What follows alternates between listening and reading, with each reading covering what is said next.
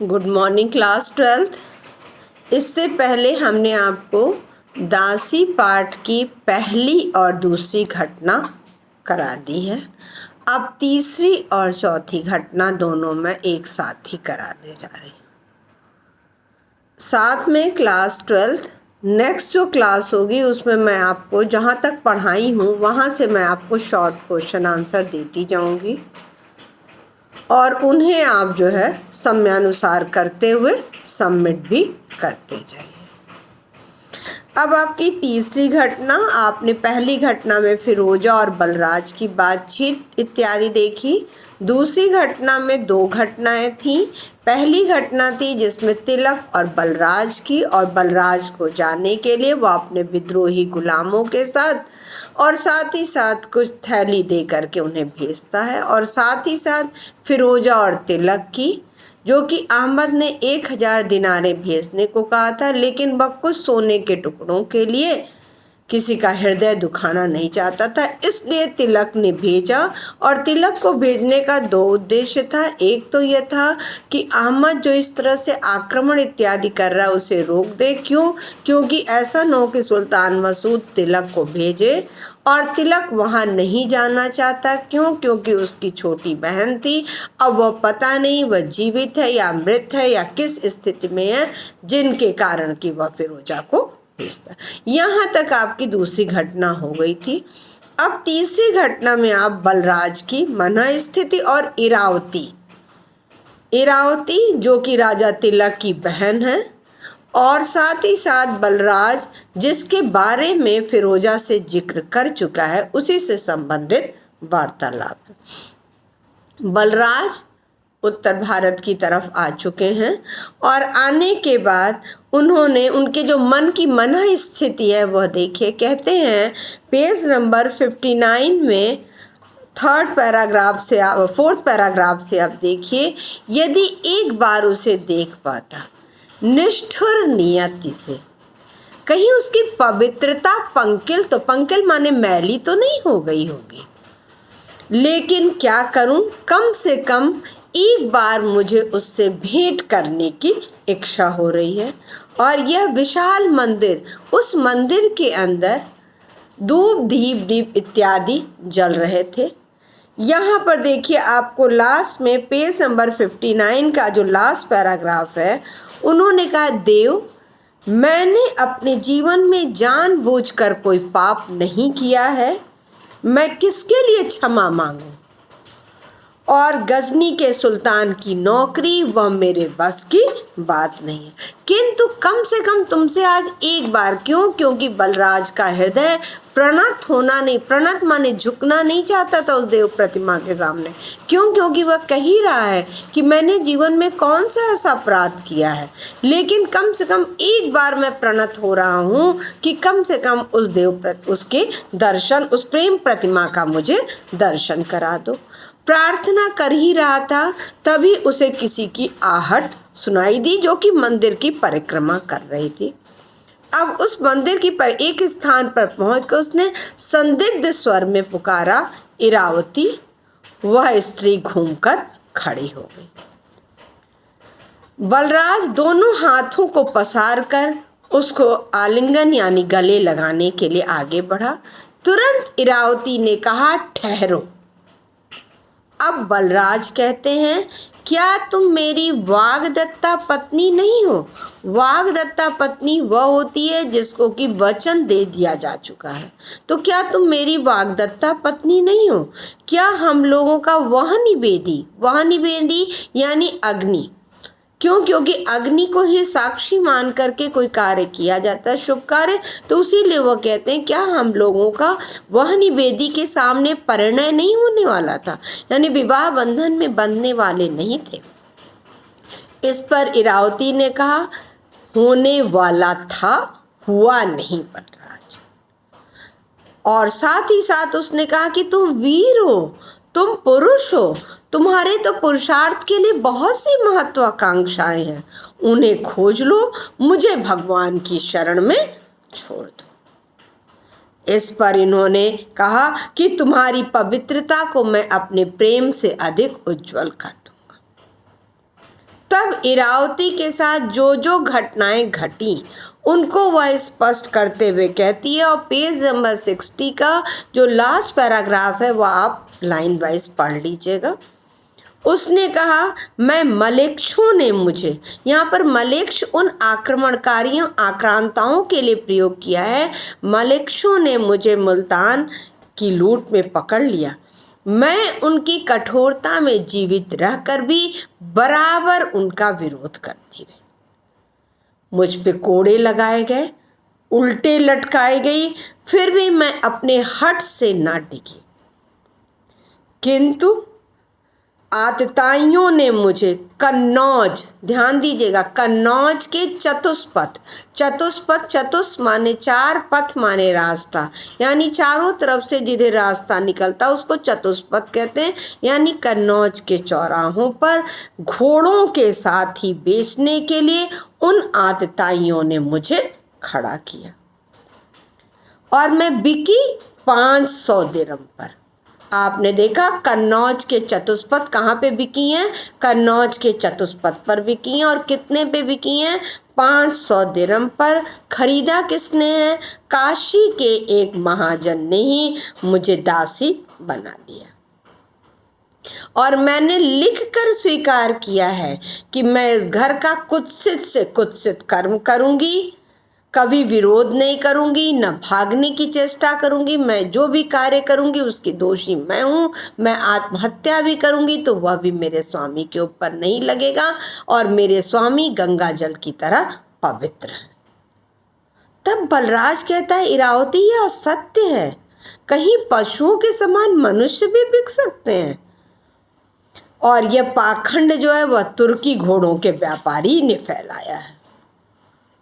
तुम जानती हो तुमको खोजने के लिए मैंने यवनों की सेवा की है। क्षमा करो बलराज, मैं तुम्हारा तर्क नहीं समझ सकी।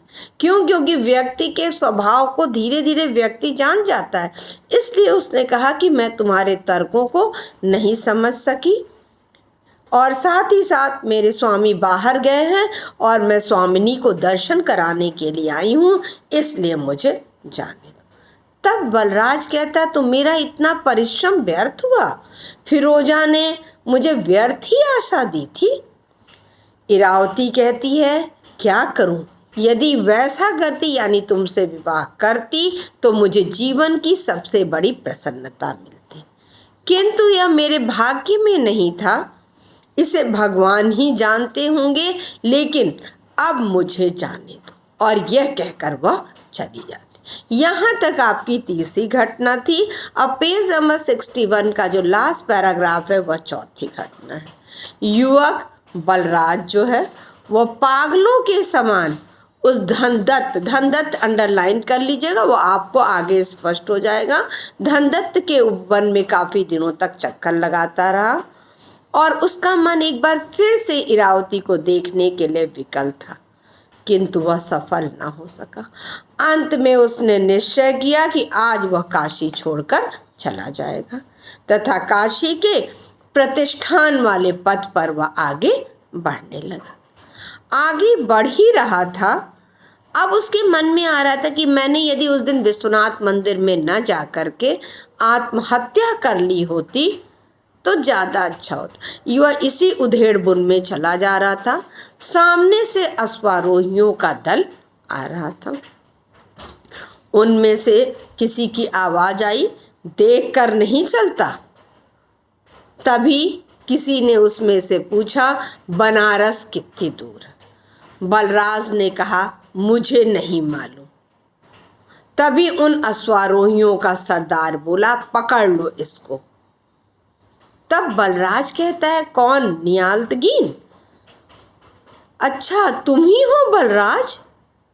यह कह करके कहता है, तुमने यह क्या हाल बना रखा है? तब बलराज कहता है कि मुझे पर सुल्तान मसूद का विश्वास नहीं और मैं ऐसा कोई काम नहीं करना चाहता जिसमें कि संदेह मेरी परीक्षा लेते रहे। तब सुल्तान अहमद नियाज़ से कहता है कि अहमद नियाज़ कहता है, मैं तो बनारस एक धनी नगर है, उसे देखने जा रहा हूँ और तुम अभी तक हिंदू बने हो। पुरानी लकीर पीटने वाले, जगह जगह झुकने वाले, सबसे दबते हुए कतरा कर चलने वाले हिंदू, अभी तक तुमने क्या पुरानेपन के लोभ को फेंक नहीं पाए हो? मन में नयापन लाओ, दुनिया में उल्लास आने दो अपने जीवन में। बलराज के मन में तो उस समय इरावती का सूखा व्यवहार, उसने सीधे सीधे उत्तर कुछ न दिया और क्रोध से अपने ओंठों को दबाने लगा। तभी नियाज़ कहता है कि चलो मेरे साथ। जब वह कहता है बलराज की मुझे छुट्टी दो, मैं जाऊं, तो कहता है लूटो काटो जो करना हो। बलराज कहता है नियाज़ से करो, लेकिन मुझे जाने दो। तब नियाज़ कहता है कि इन थोड़े से आदमियों से मैं भला क्या करूँगा, मैं तो फिरोजा को बनारसी जरी के कपड़े दिखाने लिया। तब बलराज खुश होकर पूछता है क्या फिरोजा भी आई हुई है? तो कहता है हाँ। तभी वह शिविर में जाता है और वहाँ से फिरोजा और नियाज़ और बलराज तथा अन्य अश्वारोहियों के साथ उन बनारस विश्वनाथ गली की जो चौड़ी चौड़ी सड़कें हैं और जो बड़े बड़े पत्थरों से बनी हुई है, उनमें उन हीरे जवाहरात और जरी बनारसी इत्यादि के कपड़ों की दुकानों में जाके बैठते हैं। फिरोजा देख रही है कम ख्वाब अर्थात जो जरी के कपड़े हैं उन्हें देख रही थी, जिससे कि वो जरी के कपड़े जो सोने चांदी के बने हुए हैं, जिनसे कि वह अपने लिए वस्त्र बनवाना, और नियाज़ मुक्ताओं की ढेरी को देख रहा था। तभी नियाज़ कहता है कि यदि फिरोजा तुमने उधर देख लिया हो कपड़े इत्यादि, तो इधर आकर नग इत्यादि चुन लो। दुकानदार ने तभी कहा लेना न देना झूठ मूठ तंग करना, कंगालों की तरह आंखों से देखकर ही लग रहा है खा जाएगी। जा जा तुर्किस्तान के जंगलों में भेड़ चरा। तभी बलराज कहता है, क्योंकि वह बीच सड़क पे खड़ा हुआ है, वह किसी महिला का, क्योंकि भारतीय संस्कृति के अनुसार किसी महिला का अपमान नहीं देख सकता, इसलिए कहता है चुप रह नहीं तो जीभ खींच लूंगा। जिस पर वह दुकानदार कहता है तुर्की गुलाम का दास। इसी बीच दोनों तरफ से युद्ध आ जाता है। सैनिक आ चुके हैं, लेकिन जो नियाज़ के व्यक्ति हैं वह सिर्फ युद्ध ही नहीं कर रहे हैं, बल्कि बहुमूल्य पदार्थों की लूटपाट इत्यादि भी करने लगे हैं। बलराज स्तब्ध है कि वह क्या स्वप्न देख रहा है। तभी एक जौहरी को मारने के लिए जब तलवार खींची जाती है, तभी आवाज आती है इन्हें छोड़ दो ना मारो, और यह कहते हुए इरावती उस जौहरी के सामने आ जाती है। तब बलराज कहता है ठहरो नियाज़, और फिरोजा से कहता है यही वह इरावती है। फिरोजा कहती यदि इससे तुम्हें कोई नुकसान न हो रहा हो तो तुम इसे छोड़ दो। और वह जो जौहरी है उसी का नाम धनदत्त है। उससे कहा जाता है क्योंकि राजकीय सैनिक आ रहे हैं। अब नियाज़ को मालूम ही है कि हमारे तो थोड़े से हैं अश्वारोही, जिनके कारण युद्ध भयानक हो सकता है, तो वह धनदत्त से कहता है कि तुम्हारे घर में पीछे से कोई रास्ता है। वह रास्ता अब अंदर घुसते हैं। बलराज आगे आगे हैं।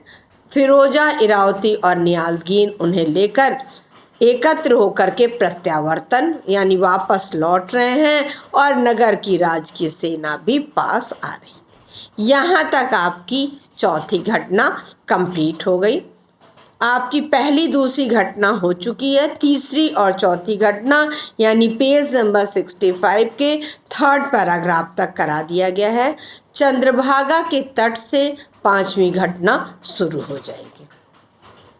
और साथ में क्लास 12th जरा जगिए, और जगने के साथ साथ जो समय पे काम है उन कामों को करिए। आप लोगों को हॉलीडे होमवर्क के तौर पे जो एस्से इत्यादि दिया गया था, उन्हें भी आपको डॉग्स इत्यादि पे करके जिस तरह से कहा गया है मैसेज में आप देख सकते हैं, उन्हें सबमिट करिए। अन्यथा सिर्फ हाथ पे हाथ धरे बैठे रहेंगे तो कोर्स तो कंप्लीट होगा ही। और हमेशा यही कहा गया ना कि कैसी भी परिस्थितियाँ आएं, लेकिन आपका जो काम है उन कामों को करते रहिए। एक साथ सोच करके करिएगा तो आपने खुद ही देखा है किस तरह से लोगों ने, कुछ बच्चों ने एग्ज़ाम इत्यादि नहीं दिया था, कुछ नहीं दिया था, कितनी परेशानी इत्यादि उन्हें होगी, मानसिक तो होगी ही। तो इन सब को देखते हुए आप कम से कम अपने काम को तो समय पर करते जाइए, ताकि आपको भी कहाँ पे दिक्कत है यह पता चले। काव्य में आपके 3 चैप्टर हो गए हैं। उद्यमी नर का एक दिन मैं क्लास टेस्ट लूँगी और वह आपको दूंगी। अब आप ईमानदारी से उसे करिए। साथ ही साथ आप लोग को अपने रिज़ल्ट भी देख लिया होगा। जो आपने फर्स्ट यूनिट टेस्ट का दिया था, मल्टीपल चॉइस था, आप लोग के सामने सब कुछ, उसको बोलने की कोई आवश्यकता नहीं है। और साथ ही साथ क्लास 12 एक चीज़ और है, जो बेटा जो भी कमेंट इत्यादि है ना, उन कमेंट इत्यादि को आप गूगल क्लासरूम में मत डाला करिए, जिस भी तरह की चीज़ें हैं। Thank you. और ये सारी चीज़ें कहने के लिए बहुत समय है, वो आप अपने उसमें रखिए मन में, लेकिन ज़रूरी नहीं है कि इस तरह का कार्य करें।